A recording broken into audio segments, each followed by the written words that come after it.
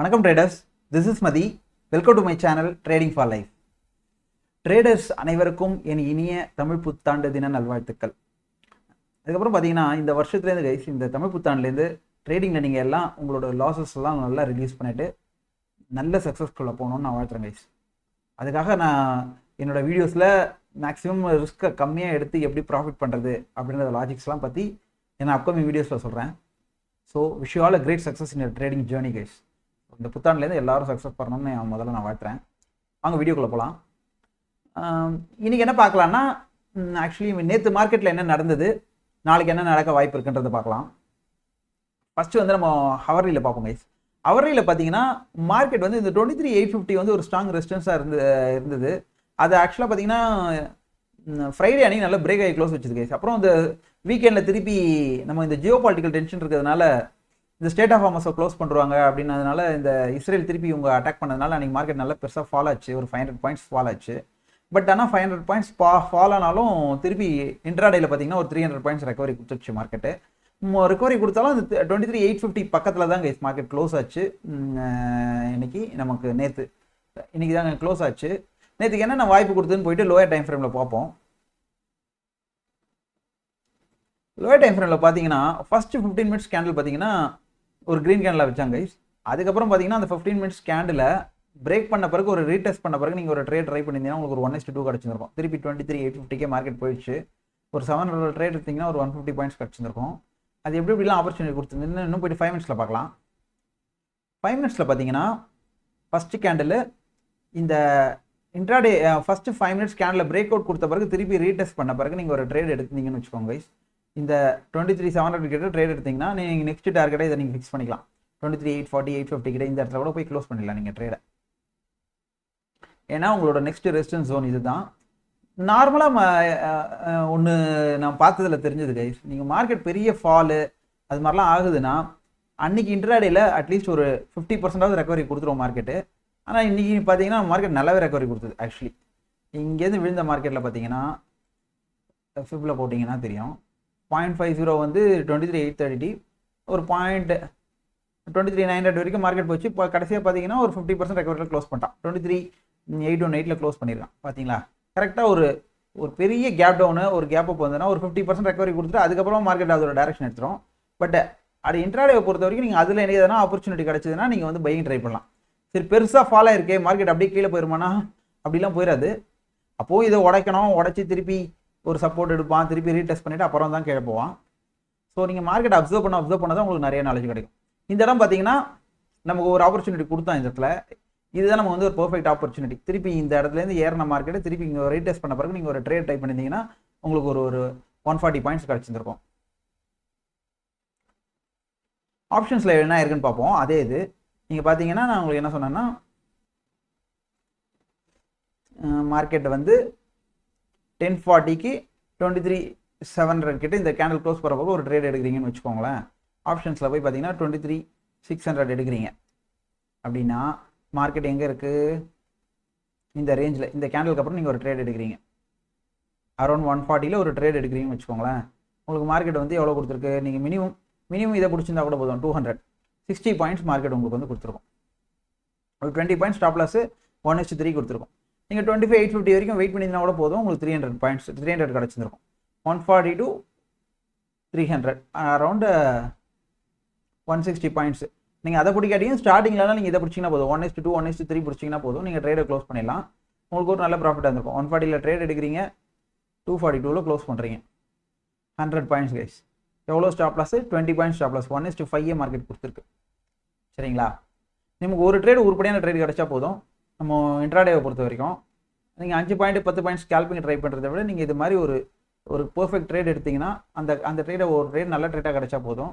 அதுலேயே நம்ம 100 பாயிண்ட்ஸ் பிடிச்சாலே 6,500 கிடச்சிடும், 650 ஒரு லாட்டுன்னா. ஓகேங்களா, நிஃப்டியில் இது ஆப்பர்ச்சுனிட்டி தான் கொடுத்தான் நேற்று மார்க்கெட்டில். இந்த இடத்துல கூட நீங்கள் ஒரு ரிஸ்க் எடுக்கலாம். இன்ட்ராடே லோ கட் பண்ணாமல் இருக்கிறப்போ அதெல்லாம் கொஞ்சம் ரிஸ்கி ட்ரேடு, அதுக்கு நீங்கள் பயங்கர ப்ராக்டிஸ் பண்ணோம்.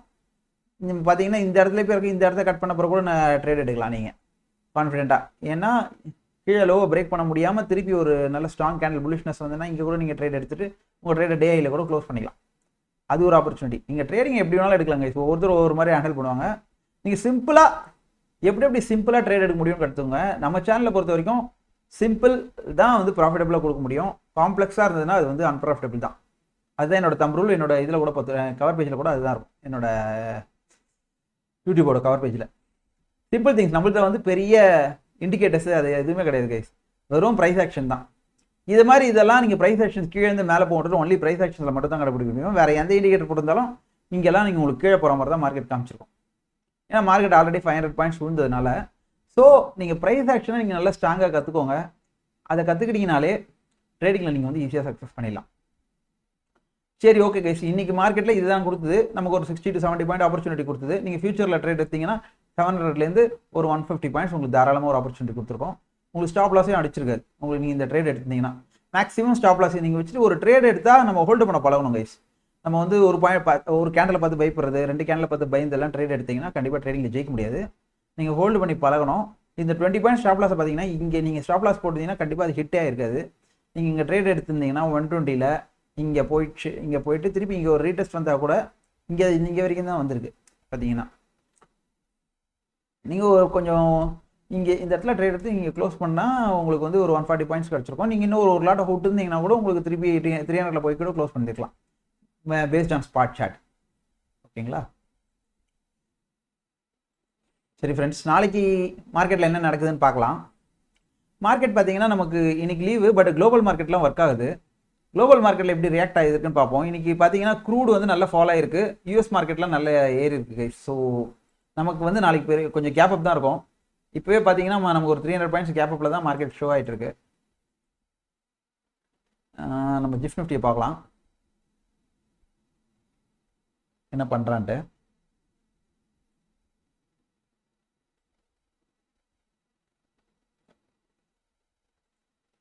ஜிஃப்ட் நிஃப்டியை பார்த்தீங்கன்னா நம்ம மார்க்கெட் இங்கே க்ளோஸ் ஆகிறப்போ 23,870, இப்போ பார்த்தீங்கன்னா 24,250. மார்க்கெட் வந்து நல்ல ப்ரைஸ் கொடுத்துருக்கான். அரௌண்ட் 400 பாயிண்ட்ஸ் போயிடுச்சு கேஸ் மார்க்கெட்டு. நமக்கு எப்படியும் அப்போ நாளைக்கு ஒரு 350 to 400 பாயிண்ட்ஸ் வந்து கேப் அப் ஆகிறதுக்கான ப்ராபபிலிட்டி ஜாஸ்தியாக இருக்குது. அதே மாதிரி க்ரூடு பார்த்தீங்கன்னா ஒரு 105ல் இருந்த க்ரூடு இப்போ 93 வந்துடுச்சு, ஒரு $12 ரெடியூஸ் ஆகிடுச்சு. ஸோ இதெல்லாம் வந்து நம்ம மார்க்கெட்டுக்கு ஒரு பாசிட்டிவ் சைனு. இன்றைக்கி பார்த்தீங்கன்னாலும் யூஎஸ் மார்க்கெட் வந்து கேப் அப்பில் ஓப்பன் ஆகிட்டு ட்ரேட் ஆகிட்டு இருக்கு. ஸோ நாளைக்கு மார்க்கெட் அரௌண்டு நம்ம மார்க்கெட் வந்து 2400 அந்த ரேஞ்சில் ஓப்பன் ஆகும். 2400ல் ஓப்பன் ஆனாலும் நம்ம பெரிய ஸ்ட்ராங் ரெசிஸ்டன்ஸ் வந்து பார்த்தீங்கன்னா 24,300 தான். ஸோ அங்கே வரைக்கும் போகிறதுக்கு சான்ஸ் இருக்குது. நாளைக்கு மார்க்கெட் ஓப்பன் ஆனால் அங்கே போய்ட்டு திருப்பி ரிஜெக்ட் ஆகிறதுக்கும் சான்சஸ் நிறைய இருக்குது, ப்ராபபிலிட்டி இருக்குது. சரி, ஓகே, நாளைக்கு மார்க்கெட் இங்கே மேபி இங்கே ஓப்பன் ஆச்சுன்னா இங்கே ஓப்பன் ஆகி கன்சல்டேட் ஆச்சு கொஞ்சம் மேலே போகிற மாதிரி தான் நீங்கள் டார்கெட்டை 24,300 வரைக்கும் வெயிட் பண்ணிக்கலாம். அதுதான் உங்களோட நெக்ஸ்ட் டார்கெட்டாக இருக்கும். பெரிய கேப் டவுனாலே நான் சொன்ன மாதிரி உங்களுக்கு கிளியர் ஆப்பர்ச்சுனிட்டி கிடைச்சா மட்டும் ட்ரேட் எடுங்க, இல்லைனா அந்த டேவை ஸ்கிப் பண்ணிவிட்டு அடுத்த நாள் கூட நம்ம எடுத்துக்கலாம் ட்ரேடு. சரிங்களா? 15 மினிட்ஸில் பார்த்தீங்கன்னா கூட பார்த்தீங்கன்னா ஒரு பர்ஃபெக்ட் பிரேக் அவுட்டு 23,700க்கு வந்த மார்க்கெட் இங்கே போயிருக்கு. ஓகேங்களா? எல்லாத்துலேயுமே நெக்ஸ்ட் கன்சாலிடேஷன் ஜோன் வந்து 24,300 to 350 ஜோன் தான் கன்சாலிடேஷன் ஜோனு. நம்ம மார்க்கெட் அங்கே தான் பெரிய கன்சாலிடேஷனில் இருந்தது ஒரு 1 இயராக. அதை பிரேக் அவுட் ஆன மார்க்கெட் தான் 21,200 வரைக்கும் வந்தது. இப்போ அந்த 24,300 கிட்ட வர்றப்போ ஒரு ரிஜெக்ஷன் இருக்கிறதுக்கு ப்ராபபிலிட்டி ஜாஸ்தியாக இருக்குது.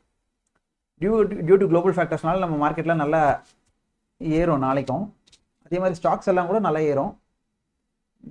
நாளைக்கு ஓப்பன் ஆனவுடனே நமக்கு வந்து நான் காலையில் மார்க்கெட்டை பார்த்துட்டு ப்ரீ மார்க்கெட் அனலைசிஸ் போடுறேன், மார்க்கெட் எப்படி பிஹேவ் பண்ணுதுன்னு.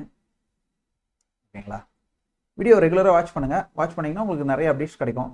டெய்லி எந்தெந்த ஜோன்லலாம் வந்து மார்க்கெட் ரியாக்ட் ஆகுது, நம்ம எப்படி ரியாக்ட் பண்ணணும் அப்படின்றத பற்றி நம்ம இந்த வீடியோஸில் கற்றுக்கலாம். அது இல்லாமல் சப்போர்ட் ரெசிஸ்டன்ஸ் ட்ரெண்ட் லைன்ஸை வச்சு எப்படி ட்ரேட்ஸை வந்து நம்ம எடுக்கிறது, அதை வச்சு நம்ம எப்படி ப்ராஃபிட் பண்ணுறதுன்னு கற்றுப்போம். எப்போவுமே சிம்பிளான இந்த சப்போர்ட்டு, ரெசிஸ்டன்ஸு, லாஜிக்ஸு, இந்த பேட்டர்ன்ஸை இதை வச்சே ட்ரேட் பண்ணால் போதுங்க. நிறைய நீங்கள் தேவையில்லாமல் 10-15 இண்டிகேட்டரை போட்டு அதெல்லாம் வச்சு கன்ஃபியூஸ் பண்ணி ட்ரேடிங்கில் லாஸ் பண்ண வேணாம். சிம்பிளான விஷயமே கற்றுக்கோங்க. சிம்பிளான விஷயமே நல்ல காசு கொடுக்கும். ஆனால் சிம்பிளான விஷயத்த டிசிப்ளினாக நம்ம ஒரு நாளைக்கு ஏகப்பட்ட ரூலை செட் பண்ணிக்கணும். இந்த இடத்துக்கு வந்தால் தான் ட்ரேட் எடுக்கணும், அந்த இடத்துக்கு வந்தால் தான் ட்ரேட் எடுக்கணும். தேவையில்லாமல் இம்பல்ஸ் ட்ரேட் எடுக்கிறது, அனாவசியமாக ட்ரேட் பண்ணுறது, அதெல்லாம் இருக்கக்கூடாது கைஸ். Thank you all. நெக்ஸ்ட் வீடியோவில் பார்க்கலாம். Thank you guys.